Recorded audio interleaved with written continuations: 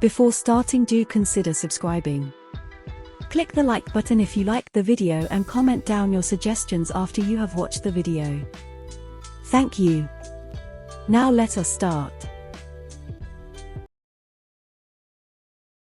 The ultimate martial scroll of the Northern Heavenly Sect is the Northern Heavenly Sect itself. When the sun starts to set, in the east the ruined walls of the Northern Heavenly Sect start to cast a shadow on the ground. These walls are known as the Wall of 10,000 Shadows.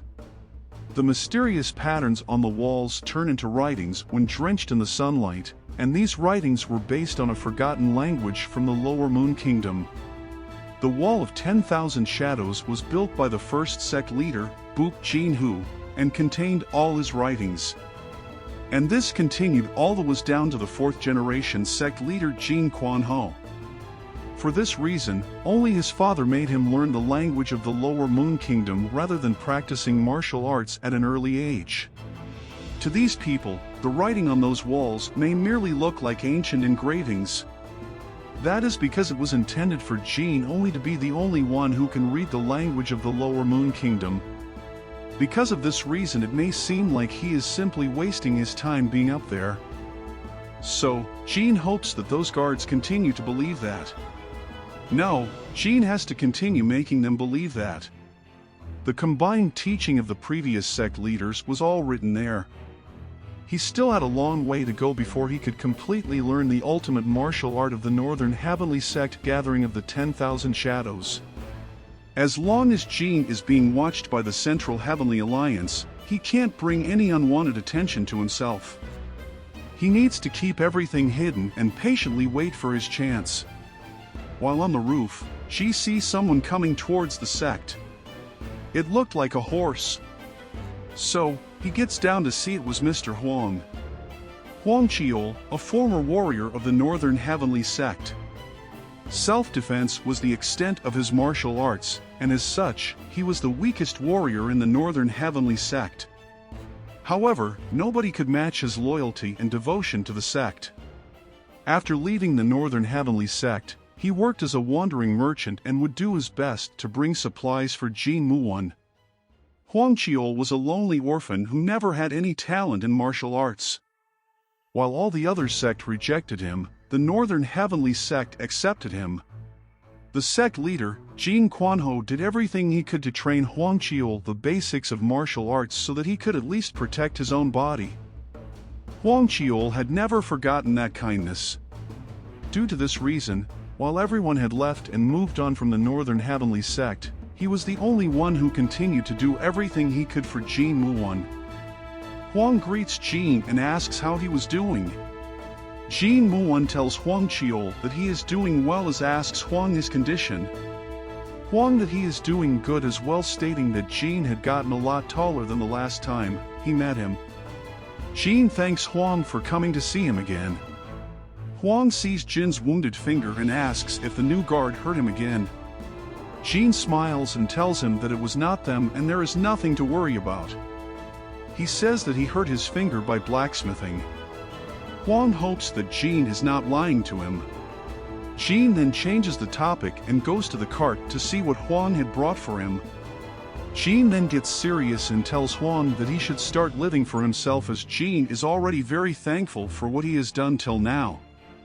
Huang sighs and tells Jin that his heart cannot do that because he would have been running away somewhere if it was not for the Northern Heavenly Sect. Huang says that Jin should be living in this condition too. Huang had not only brought Jin food and medicine but thinker blanket for winter too. Jin notices a rock in the cart and asks what the rock was.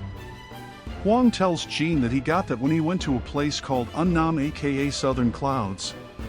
It was a rock that fell from the sky and a certain tribe worshipped it as a sacred object. But that tribe was massacred, so the rock did not belong to anyone anymore. Jin gets shocked hearing the word massacred. Huang then tells that they might have been massacred by the Broken Fist troop. Hearing this, Jin gets all gloomy. Huang further states that the Broken Fist then decided to settle down on Unnam. After betraying the Northern Heavenly Sect, each of the Great Four of the Northern Heavens made their own martial force in Nirim. The Cursed Blade, Yun Cheonghwa gathered a group of elite Chi sword users and settled down in the west. They became known as the Protectors of the Western Heavens. The Tempest Storm, Kyung Musing assembled a group called the Billowing Clouds but has not made any moves. The Iron Ruler, Jae Hyukshim supposedly had the biggest martial force and built the Iron Castle in the north. The Demon Fist Jo Chun-woo, who was known for his cruel and vicious nature, created a bloodthirsty group called the Broken Fist Troop. Hwang then sees gloomy Jin, and to cheer him up he says that since Jin had started blacksmithing, Ha has also brought some iron for him to use. Jin smiles and tells Hwang that he will put those irons to great use and they should head inside as it is getting pretty cold out there. They head inside. Jin tells Hwang that he is very thankful to him, and Hwang says that it was nothing. The vice leader was watching them from afar. He then thinks that Hwang Cheol was nothing special, but his loyalty to the Northern Heavenly Sect was impressive, but it was unfortunate that the descendant of the Northern Heavenly Sect Jin Mu-Won was in such a pitiful state. He then thinks that Jin walks as if he has no purpose in life and wastes his time in the top of the tower gazing at the sky. The vice leader could sense no chi or martial arts from Jin. He thinks that the boy truly was nothing. But during the interrogation, if he had refined his story about the Central Heavenly Alliance and the Great for a bit more, it would have been a lot believable. For such a young age, Jin had remarkable decision-making skills. It was quite unfortunate because if he had learned martial arts, he would have been a strong leader. While analyzing all these things, he sees a messenger hawk flying and rushes inside to see what the message was. Inside, the leader of the troop had read the letter and was furious, as even after coming to a rotten pace like where he was, the central did not once contact them, and now they were saying that highly esteemed guests were going to come over. He then swears and tells the vice captain to start repairing one of the royal buildings first thing in the morning. Jin and Hwang keep all the stuff inside. Then Jin makes tea for Hwang, telling him to make himself at home. Hwang praises the tea that Jin made. Jin then asks what is happening in the world right now. Hwang thinks and tells him that he heard about a certain martial artist making name in the world of Mirim. His name was Dam Su Cheon, who stated that he would challenge 100 martial artists and win them all. That is why he is center of attention in the world of Mirim right now. Dam Su Cheon is the third son of the Nine Skies, the unkillable master Dam Jikshim. At first people laughed at him and did not take him seriously. After all, he was merely a boy at the age of 18, but every time he challenged someone, he would wreak havoc and destruction. Now his very essence brings fear and adoration from the people of Mirim. Right now, he had challenged 93 people. In any case, he has not lost a single one. If he manages to win 7 more, then he would set one of the greatest records in the history of Mirim. People were actually calling this the 100-man challenge. Jin is amazed that Dam was only 18 years old.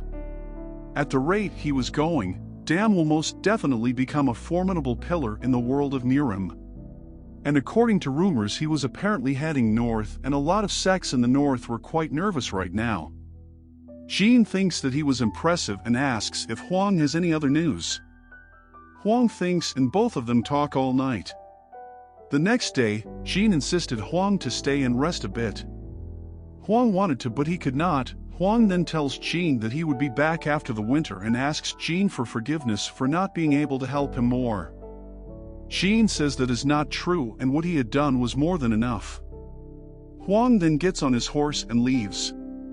Jin was standing alone outside. The vice captain comes looking for him. He tells Jin that some esteemed guests of the Central Heavenly Alliance were coming next spring, so they were planning to repair and use the Watch and Palace.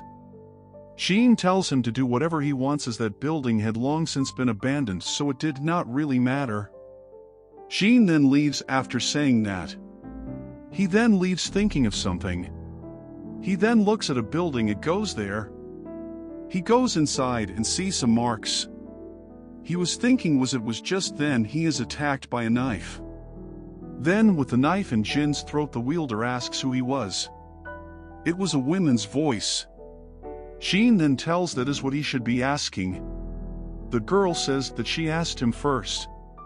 With sweat on his face, he says that he is the owner of the palace they are in.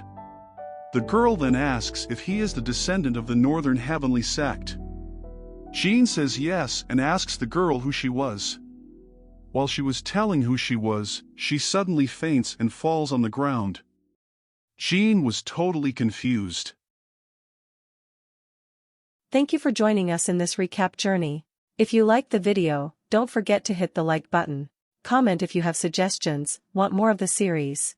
Don't forget to share it with your friends. Do subscribe if you want more similar content. This is Universe Nexus, your passport to the immersive realms of anime and manga.